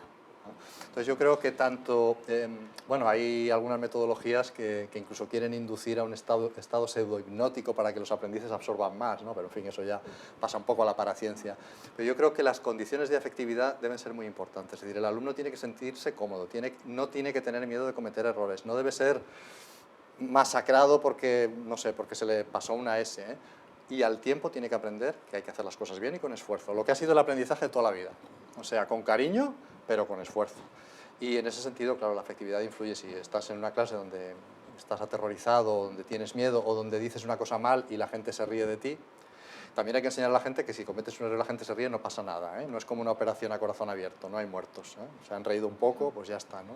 Te has equivocado y has pedido un sándwich de polla en vez de pollo, pues mira, no pasó nada, vale, ya no vas a decir eso otra vez, ya dirás sándwich de pollo, no pasa nada. Entonces yo creo que influye en todo el aprendizaje en general, da igual. De las matemáticas, la ansiedad que hemos tenido tantos con las matemáticas. Y el periodo crítico varía también en función de los distintos niveles del lenguaje. Es decir, hay un periodo crítico para la pronunciación y otro distinto para la sintaxis o para el léxico. Yo diría que para el léxico no hay periodo crítico, lo que hay es mayor dificultad, es decir, todos estamos aprendiendo palabras toda la vida. Yo voy a poner un ejemplo, una palabra que aprendí en el avión viniendo de Washington a D.C. Estaban poniendo allí, bueno, puse la pantallita esta vez por dónde vas y tal, y de repente aparece la palabra boot. Boot, yo lo asocio a bota, ¿no? Pero boot son los cepos que se ponen en los coches, los clamps, ¿no? Yo no conocía la palabra boot aplicada al cepo que le ponen no sé si a lo mejor en otras variedades del español le llaman de otra manera, pero esta cosa amarilla que te ponen en la rueda ya no. Bueno, no, ponían imágenes de gente que con cepo y todo salía con el coche conduciendo, pero bueno, eso da igual, ¿no? Aprender palabras uno aprende toda la vida. En el nivel léxico no hay, yo no diría que hay periodo crítico, lo que hay es más dificultad. Es decir, los niños aprenden muy fácilmente y yo no sé a ustedes, pero a mí me pasa que yo aprendo una palabra en inglés y luego, pues esta palabra yo sabía lo que significaba y tengo que mirar otra vez a ver, ¿no? Ahí no hay nivel crítico. En el nivel pragmático yo diría que tampoco hay un nivel crítico, es decir, uno aprende cómo se piden las cosas, cómo se disculpa uno, cómo echa un piropo, eso lo puedes ir aprendiendo a lo largo de la vida. En el nivel fónico es más difícil cuando uno pasa la pubertad aprenderlo. Yo no digo que sea imposible, pero es más difícil. Y en el nivel gramatical, tener lo que yo llamaba una competencia no borrosa, yo diría que también, que en torno a esos no sé, 13, 14, 15 años, año arriba, año abajo, es complicado, ¿no? Evidentemente uno puede mejorar mucho, pero lo que me pasa a mí, estás hablando inglés, estás dando una charla en inglés y de vez en cuando... no sé si eso es bueno o malo. No pasa nada. Y de vez en cuando digo, ¿realmente esto se puede decir? Le digo a un nativo, esto se dicen... Y algunos de estos hablantes casi nativos que yo presentaba, no tenía una foto de un amigo croata, que me hizo una vez una pregunta, ¿se puede decir esto en español? Digo, perfectamente. Dice, yo creía que sí, pero no tenía el 100% de seguridad. ¿Alguien quiere hacer alguna pregunta? ¿Más viajes al Caribe? Esto es para motivar. Bueno, pues gracias por la ponencia, enhorabuena, me ha gustado mucho. Y quería comentar un par de puntos y hacer un par de preguntas. Yo trabajo con familias migrantes de origen mexicano en los Estados Unidos. Y con respecto a la no transmisión del español en el hogar, bueno, al menos en mis resultados de investigación, los padres no transmiten el español a los hijos por varios motivos principales. Uno, porque piensan que si les enseñan español, eso va a interferir en el proceso de adquisición del inglés y para ellos pues, es como la lengua que les va a garantizar un futuro exitoso en el ámbito laboral y educativo, ¿no? Y la otra es que quieren evitarles situaciones de discriminación porque por el hecho de hablar español los pueden discriminar como miembros de la comunidad latina en Estados Unidos, ¿no? Entonces, ahí viene la primera pregunta, ¿no? ¿Cómo podría llegarse a las familias? Porque eso de evitar la discriminación pues ya es una cosa que afecta más a lo social, ¿no? Pero a la transmisión del idioma español para que entiendan que no va a interferir en la adquisición del inglés, sino que lo va a mejorar, ¿cómo se podría llegar a ellos? Bueno, a ver, la segunda parte es una parte... contesto ya, ¿no? Sí, bueno, tengo otra, pero vale, si vale, perdón. contesta la primera. Bueno, sí, porque luego mi memoria segunda. igual que se me olvida. Lo que está usted planteando son problemas más sociales que lingüísticos. Y era lo que yo hablaba antes de tener orgullo de ser latino o de ser español en Alemania cuando íbamos de inmigrantes allí o de ser lo que sea donde sea, ¿no? Uno no debería ser discriminado por nada, ni por el sexo, ni por la orientación sexual, ni por la religión, ni por el equipo de fútbol, que a mí se me hace mucha discriminación y bullying con eso, ni por hablar un idioma. Y eso es un problema social que tiene una solución social. Es decir, ahí los lingüistas no pueden hacer mucho, ¿no?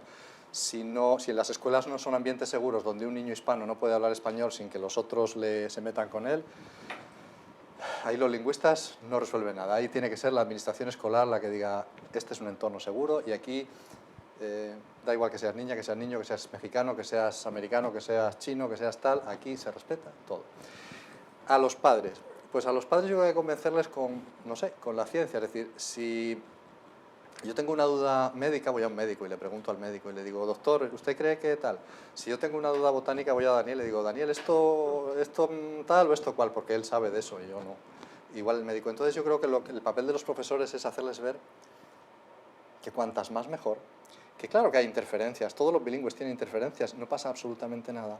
Y que es tristísimo poder aprender una lengua de niño cuando la vas a aprender perfectamente, no hacerlo entonces y cuando el niño tenga 18 años y vaya a la universidad tenga que aprender español como segunda lengua, que va a ser mucho más difícil, mucho más costoso, mucho más doloroso que haberlo aprendido de niño. Entonces ahí yo creo que a los padres hay primero, yo sé que no es fácil, porque todo esto en teoría está muy bien, convencerles de tenga usted orgullo de su cultura, ser mexicano no es un defecto, ser mexicano es lo mismo que ser estadounidense o que ser chino o que ser croata o que ser...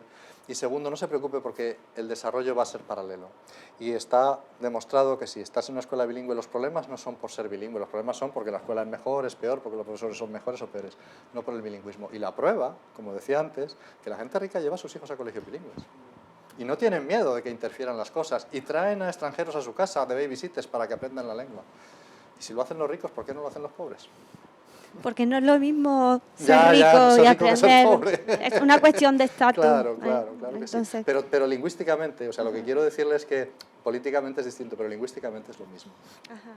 Y nosotros que tenemos programas para inmigrantes españoles en Nueva York y en Washington, una de mis peleas es decirle a los padres, hablen en español a sus hijos y no contesten si les hablan en inglés, porque esto es lo mismo, insisto, que la hamburguesa y el brécol. Ay, pobrecito, ay, es que interfiere, ay, es que no sé qué. Entonces, claro, es como cuando el médico te dice tienes que hacer más ejercicio, tienes que comer menos, beber menos alcohol. Te cuesta, pero el médico es lo que te tiene que decir. No te puede decir bebe alcohol y come hamburguesas, ¿no? Pero hay ahí una parte lingüística y una parte social, claro. Sí, totalmente. La segunda tiene que ver con, la segunda pregunta, con el estrés aculturativo. ¿Perdón? El estrés aculturativo, cuando los migrantes llegan a un país nuevo, ese choque cultural les provoca mucho estrés. Y incluso hay casos de niños que llegan más, o sea, mayores, de los 12 años en adelante, y ese mismo choque les provoca un rechazo a aprender la lengua extranjera. Desde ahí, ¿cómo la escuela no se podría ayudar? Bueno, ahí lo que tenemos una vez más no es un problema tanto lingüístico como psicológico, de orden psicológico. Es decir, eso es tarea para psicólogos, consejeros y, por supuesto, para el entorno escolar. A ver, el shock existe, o sea, eso es así. Cuando en España, por ejemplo, por poner el caso de nuestro país, llegan inmigrantes magrebíes, subsaharianos, el shock es tremendo. Primero, nosotros los discriminamos, que si negro, que si moro, que si tal. Segundo, en el colegio son mal vistos, tienen mala prensa, los delincuentes son siempre, es decir, la sociedad entera los criminaliza. Entonces, claro, es que es muy difícil, por muy psicólogo que seas o por muy lingüista que seas, arreglar esa situación. ¿Qué se puede hacer? Bueno, yo creo que, a pesar de todo, la sociedad avanza. Es decir, la mujer hoy en día no está como la mujer en el siglo XIX, para bien. Las personas que tienen orientaciones, en algunos países, en otros, las personas que tienen orientaciones sexuales diferentes, de todo tipo, no tienen una situación tan dramática como la tenía en el siglo XIX, es decir, en todo vamos avanzando y la idea sería que también en ese sentido el que uno sea inmigrante no sea una lacra, sino que es una situación normal. Pero todos esos problemas en principio no son tanto, o sea, la consecuencia es lingüística, pero el problema es social. Y el shock, shock tengo yo también y vengo y soy un inmigrante de lujo cuando vengo aquí y me cobran propina, y eso ya me molesta, entonces eso es inevitable. Ahora, ahí lo que necesitan los niños es muchísimo apoyo y muchísima atención, muchísimo cariño y una sociedad un poquito más... Lo que pasa es que, claro, eso es tan fácil decirlo, ¿verdad? Tan difícil. Gracias. No, cómo no. Hay una pregunta de uno de los asistentes por Zoom, pregunta Amparo Montesinos, que le gustaría preguntarle a Jesús Fernández en qué nos debemos basar y hasta qué punto hay que hablar de las diferentes variedades del español en la enseñanza del español para extranjeros. Bueno, pues le digo a Amparo que si va a Puerto Rico, a San Juan, en julio, voy a hablar justamente de eso, ¿no? De las variedades del español. La primera cosa que hay que tener clara y que debería estar clara, pero que parece que no está clara, es que no hay un español bueno y malo, ¿no? Todos los españoles son preciosos. A mí me encanta el acento argentino, me parece muy melodioso y a los argentinos les encanta el acento español, cosa que a mí me sorprende, porque yo el acento español lo he visto siempre como muy monótono, ¿no? Como muy aburrido, pero a ellos les gusta, ¿no? Me encanta intentar adivinar de dónde es la gente, si es de Venezuela, si es de Bolivia, si es de... Entonces yo creo que todas las variedades del español son una riqueza. Y justamente hoy que estamos en la Universidad de Massachusetts, pues hablábamos, decía la profesora, la directora del departamento, sí, porque hay mucha botana. Y yo, perdona, ¿qué es botana? Picoteo, lo que nosotros en español picoteo. Todo ese vocabulario es de una riqueza que es maravillosa para el español cuando además tenemos la fortuna en nuestra lengua, no en otras, de que nos comunicamos perfectamente, de que yo puedo hablar con un chileno, con un argentino, con un cubano. Vale, va a haber 2 o 3 palabras que no entendamos, no tengo que decir coger, perdón, pero la comunicación es fantástica. El segundo problema es qué español enseñamos. Y aquí yo creo que todos los hispanohablantes tenemos que hacer un ejercicio. Es decir, yo no puedo hablar como mexicano porque no soy mexicano, no me sale. No puedo hablar como bueno, puedo imitar, parodiar a un argentino, pero no. Entonces, lógicamente, tengo que hablar mi variedad. Pero tengo que conocer cómo son el resto de variedades y exponer a los estudiantes, si estoy aquí, al resto de variedades. Es decir, que sepan que los argentinos dicen auto, los mexicanos dicen carro y nosotros decimos coche, ¿no?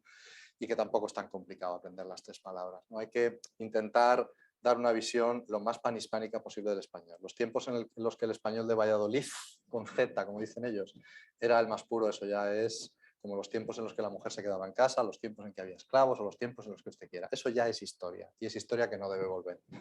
Entonces, yo creo que los profesores de español tenemos que estar abiertos a las diferentes variedades y de enseñarle a nuestros estudiantes que es igual que en inglés, que hay diferentes variedades o en francés. Yo creo que esa es la actitud, una actitud de cuantas más cosas mejor, ¿no? Cuantas más palabras, variedades, y es entretenido y es tema de conversación, ¿no? Y a veces no te entienden, es muy fácil como ¿qué significa botana? ¿No? O como cuando yo pedí un pad thai con gambas y me miró el camarero como diciendo ¿con qué? Perdón, con camarones, ¿no? Bueno, no pasa nada, ¿no? Tampoco es una operación a corazón abierto. Hay una pregunta desde Zoom de una persona que desea hacer ella misma la pregunta, así que Nayeli Castro, si quitas el mute, si quitas el silencio de tu...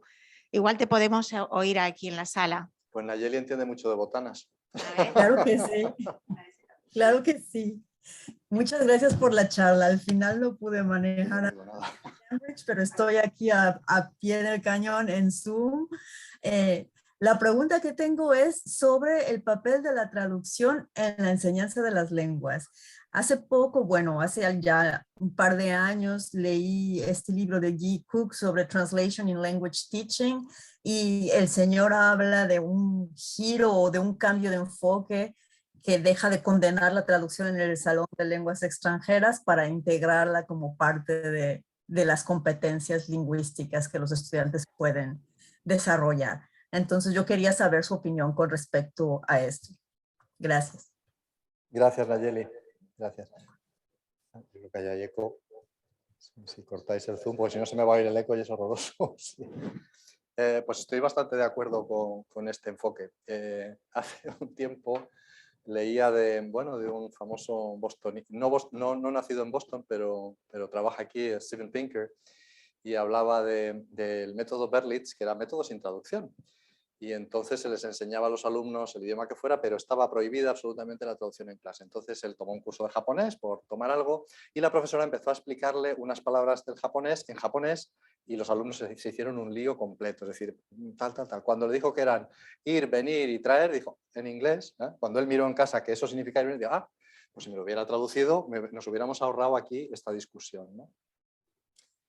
Yo creo que la traducción es una herramienta utilísima en la clase de lenguas extranjeras y que se debe utilizar como otras herramientas. Es decir, esto es como los mecánicos, llevan un montón de herramientas y en función del problema tiran del martillo, tiran del destornillador, tiran de los alicates. En las lenguas extranjeras igual, a veces la traducción es interesantísima. Sirve sobre todo en pragmática, por ejemplo, para que la gente entienda que las frases pueden tener significados distintos a los que nosotros imaginamos. Y voy a poner un ejemplo de mi experiencia. Yo llegué la primera vez que estuve en Estados Unidos, yo llegué a Georgia y una chica americana, novia de un amigo español que había conocido, me dijo, you may want to roll the window up. You may want to roll the window up. Porque estaba poniendo el aire acondicionado y entonces era una tontería tener la ventana bajada con you may want to. Yo pensé para mí, tú puedes querer, y yo pensé, ¿cómo que yo puedo querer? Yo decidiré si yo quiero o no. Tú no puedes meterte en mi mente y decir you may want to. En español diríamos, sube la ventana, por favor. Bueno, la traducción te enseña que ese you may want no es tú puedes querer, es exactamente igual a cierra la ventana, por favor, ¿no? Y si tú haces una traducción literal y nadie te hace la traducción real, lo que quiere decir la fuerza pragmática, intencional de esa frase, pues tú la malinterpretas. De la misma manera que los hablantes extranjeros interpretan nuestro imperativo como que somos súper bruscos, ¿no? Típico portero automático. ¿Quién? ¡Abre! ¡Abre! Hay un imperativo, un inglés nunca diría abre tan, vamos, si hay fuego sí, ¿no? Entonces, la traducción puede ayudar mucho en pragmática, por ejemplo, a modular la fuerza intencional de lo que decimos. Y puede, otra cosa es que yo recuerdo con pavor mi primera clase de francés, que era el método gramática-traducción, y ahí llegaba el maestro y traducíamos unas frases sin sentido ninguno, que no valían para nada, y dices, esto esto es absurdo.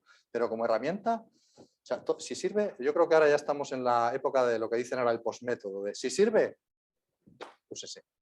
¿Por qué no vamos a usar la traducción? No hay que ser, yo pienso que no hay que ser dogmático en casi nada en la vida, y en enseñanza de lenguas tampoco.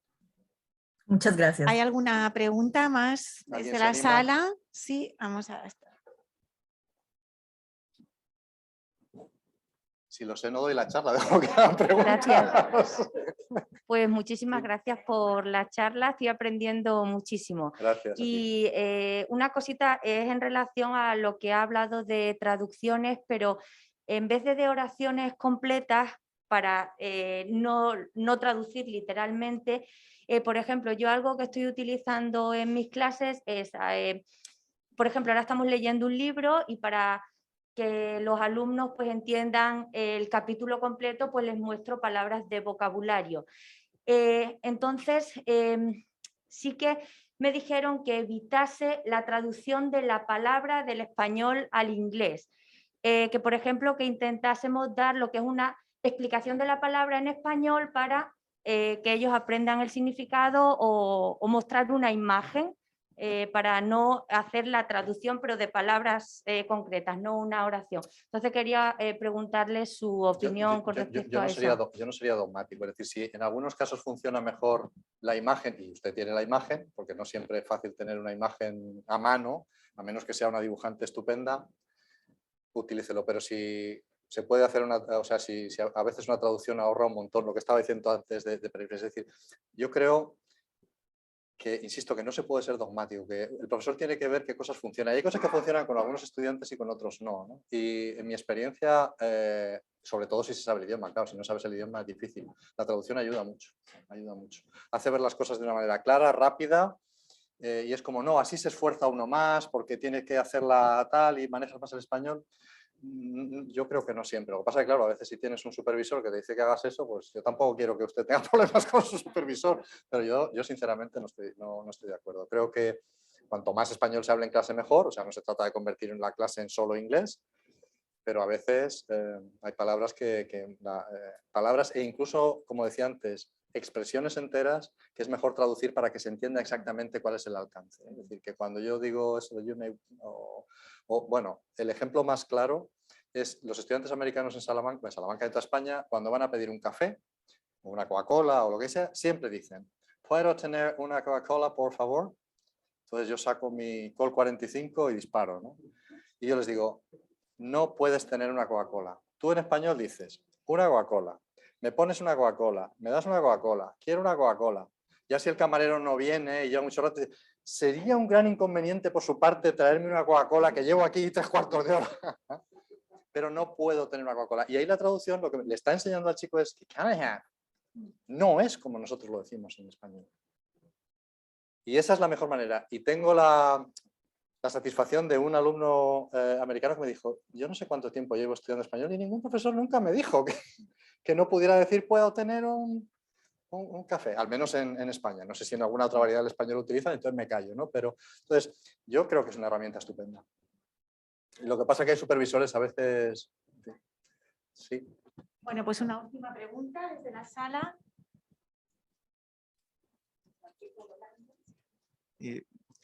Bueno, pues es muy claro obviamente que la evolución de los idiomas, la evolución de la sociedad ha cambiado constantemente y me gustaría escuchar su opinión de algo que para mí es muy difícil porque yo nací en los 80s, aprendí el idioma nativo en mi país, crecí obviamente con la estructura gramatical muy, los esdrújulas, etcétera, etcétera, etcétera. Llego a un país, me decido ser un educador en la escuela bilingüe. Y ahora para mí el género de las palabras en ciertas maneras es muy complicado porque ahora quieren imponer que no, ni siquiera la Academia de la Lengua Española lo ha aprobado, es ellos, ellas ellas, Ah. que para mí en cierta manera se me hace muy difícil aplicarlo porque gramaticalmente no es correcto, confundo a los estudiantes. Yo sé que en cuanto a darle ese respeto al género, etcétera, etcétera, yo entiendo esa idea, pero gramaticalmente estás confundiendo al estudiante. Yo no voy a decir ellas porque gramaticalmente yo no lo aprendí de esa manera, entonces quisiera escuchar a usted. Sí, bueno, eso estamos ahora en la cresta de la ola, metidos en el huracán. Es un problema lingüístico, pero es un problema político y es muy complejo. Vamos a empezar por la Real Academia. Ya no es la Real Academia Española, la Real Academia Española ya no funciona sola, la Real Academia Española siempre funciona con ASALE, que es la Asociación de Academias Americanas de la Lengua. O sea, la Real Academia no da un paso si los bolivianos, los chilenos, los argentinos, los mexicanos, los cubanos, los estadounidenses que tienen academia no están de acuerdo. O sea, ahora no es lo que dice España, sino es lo que decimos todos. Y eso la academia afortunadamente lo ha aprendido y cuando hace un informe, cuando hace un diccionario, cuando hace una gramática, la última gramática, esta de 2009, no la ha hecho España, la han hecho todos. Y lo he visto personalmente porque venían comisiones de los diferentes países latinoamericanos. Tuve el honor de tener una en Salamanca y allí discutían. Ellos discutían, no, pero es que cuidado porque ustedes dicen pasarlo bien en España, pero nosotros decimos pasarla bien en México. Entonces no es incorrecto decir pasarla bien. Y así los mexicanos tienen un uso de hasta que nosotros no tenemos, es como el inicio, montones de cosas. Así que ya no es RAE, eso me gustaría, es RAE y ASALE, o sea, todos. Segundo, la postura de la academia en este sentido es clara. Se utiliza el masculino genérico, es decir, normalmente en las introducciones, siempre, esto se hizo de toda la vida, se dice señoras y caballeros, o asesoras y asesores, o profesoras y profesores en la presentación, y luego lo que dice la RAE y ASALE, los dos, no los españoles y los chilenos y los mexicanos y los cubanos, el masculino se puede utilizar en sentido genérico, es decir, que cuando yo hablo de todos, son hombres y mujeres, cuando hablo de los profesores, son hombres y mujeres. Bueno, eso dice la RAE y es verdad que si usted intenta hacer como los venezolanos en su constitución, desdoblar todos los masculinos y todos los femeninos, eso es insufrible. Imagínense que yo hubiera dado la charla desdoblando. Ustedes hubieran empezado a salir por la puerta y hubieran dicho, es que esto es un rollo, esto no. Profesores y profesoras, asesores y asesores, directora y director. Ahora viene una segunda parte. Tiene la RAE y ASALE razón. Y yo tengo también mis dudas, es decir, es muy difícil, o sea, yo no sabría cómo hacerlo, de hecho en mis comunicaciones oficiales siempre hago distinción inicial y luego digo, por favor entiendan el masculino como genérico, porque si no me vuelvo loco. Pero también yo sé que el masculino genérico invisibiliza a la mujer. Que cuando yo digo, he visto a 3 pilotos, la tendencia es a pensar en hombres, no en mujeres. Es verdad que hay más pilotos que pilotas, si se pudiera decir, ¿no? Si me digo que me he reunido con 18 banqueros para pedir financiación para mis programas, la percepción de mucha gente es señores, claro, hay más banqueros que banqueras, ¿no? Y si digo que he visto a enfermeros, la percepción es de hombres, no es de enfermeros y enfermeras. Entonces la lengua es ahí, como diría en inglés, tricky, ¿no? Ahora, la solución intermedia, ellos, X, a mí me cuesta, me pasa como a usted, me cuesta. ¿No? No le sé dar la solución, no tengo la varita mágica de decir, o sea, yo lo que procuro en mi vida personal es, 1, ser respetuoso, 2, intentar visibilizar a la mujer. Por ejemplo, en una de mis diapositivas, no sé si fijaron, aparecen mujeres o la aprendiz y tal, como si fuera la aprendiz en general, la aprendiz es, intento hacerlo así, es decir, visibilizar a la mujer, intentar, pues eso, que no todos sean siempre hombres blancos, etcétera, etcétera, y supongo que con el tiempo iremos aprendiendo. Pero no es fácil. Y tampoco me gusta el radicalismo en el otro sentido. El radicalismo, o sea, el dogmatismo a mí me pone un poquito nervioso, cuando todo tiene que ser en femenino, todo tiene que ser en ellas o tal. Bueno, mire usted, respéteme, déjeme vivir. Yo voy a intentar ser respetuoso con usted intenta ser respetuosa conmigo. Ahora, el problema tiene, o sea, podríamos estar hablando, es muy complicado de resolver, tiene muchísimos matices y en fin, daría para... lo único que yo pido es que sea una discusión, porque a veces nos calentamos y es como, si tú opinas lo contrario, voy a degüello contra ti. Vamos a ser razonables. Bueno, muchísimas gracias. Con este tema tan complejo como la misma charla, creo que podemos dejarlo aquí. Dar las gracias, desde luego, a nuestro conferenciante que ha dado una charla brillante. con muchísimas facetas y profunda. Así que agradezco a todos su presencia, agradezco a los que nos siguen por Zoom y les emplazo a otro evento del observatorio y me despido otra vez de Jesús. Muchísimas gracias. Muchísimas gracias, Marta. Muchísimas gracias.